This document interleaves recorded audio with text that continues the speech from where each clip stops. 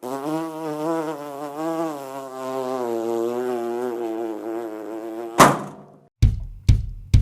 everybody, Shawn here with the Technophiles Newscast. NASA has just validated a long-time ignored microwave propulsion system. According to the laws of physics, the microwave propulsion system couldn't work because of the law of conservation of momentum.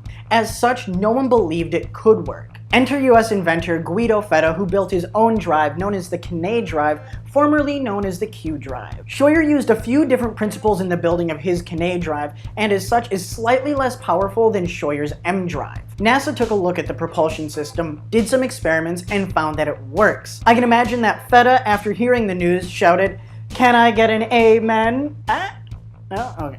The results have yet to be fully picked apart, but if this proves viable, we could see satellite launches get way cheaper considering propellant makes up about half of a satellite's payload. Speaking of space, a company now lets you launch your pets into space. The world's first and probably only service that lets you launch your pets into space is known as Celesta Pets, and they're dedicated to making sure that your pets can roam the vastness of space after death. Celesta Pets is part of Celesta Inc., who launched friends and family members cremated out into space. After numerous requests, they finally allowed you to launch Fido. It should be noted that the cheapest flight is about $1,000 and can get as expensive as $12,500. For $12,500, you can launch your pets into orbit or send them on a permanent voyage out beyond the solar system. If you've got some cash to burn, I say go for it. Although, the company only uses 1 gram or about a lock of hair of your pet. So if you like overly grandiose metaphors, I'd say you've just found the perfect gift for your pet. As well, you can now tell your kids that rather than sending the dog to the farm, you've sent him out into space.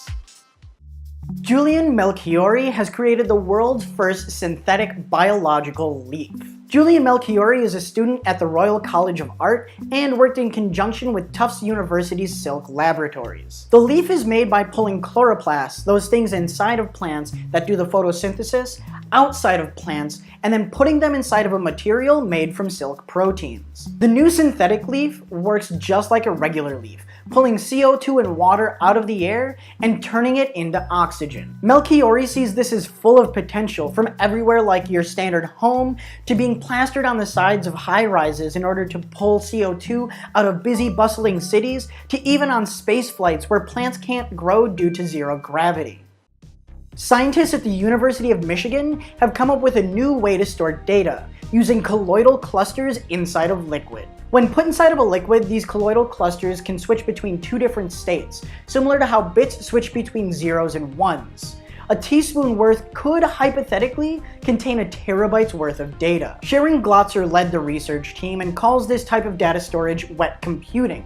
This is the genesis of wet computing, and as such, there's no real research beside what the researchers have published so far. But if viable, this could lead to completely new human interface devices, including data storage in the brain and even potentially data computation, meaning you could learn extremely fast and do complex math all in your head.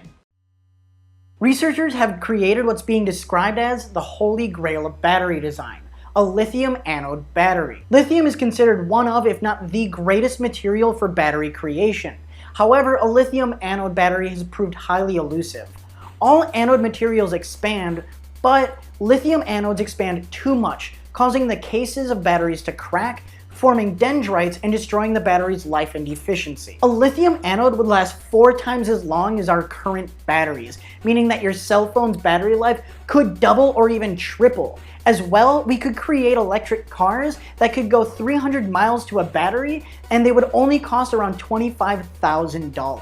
While the batteries aren't quite where they need to be, they're quickly approaching a consumer viable model, meaning that our lives could get just that much easier.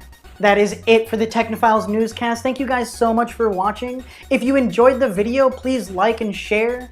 This video was made with the help of these lovely people. As well, you can find us all over the net on Twitter at TechnopilesPod, Facebook, facebook.com/TechnopilesPodcast, and you can also find me hosting our brand new podcast, the Technophiles Gamescast, where you can find it on our website, technophilespodcast.com, or on iTunes and Stitcher by searching Technophiles. That is it. I'll see you guys next time. Hey, I found this salad outside. It's really good, guys. I mean, I hope it's not yours. I just kind of picked it up and started eating it. But it's really good. You should try some. What? What do you mean research? I'm so sorry. Oh, I don't feel good now. Oh. Man, I do not feel good at all.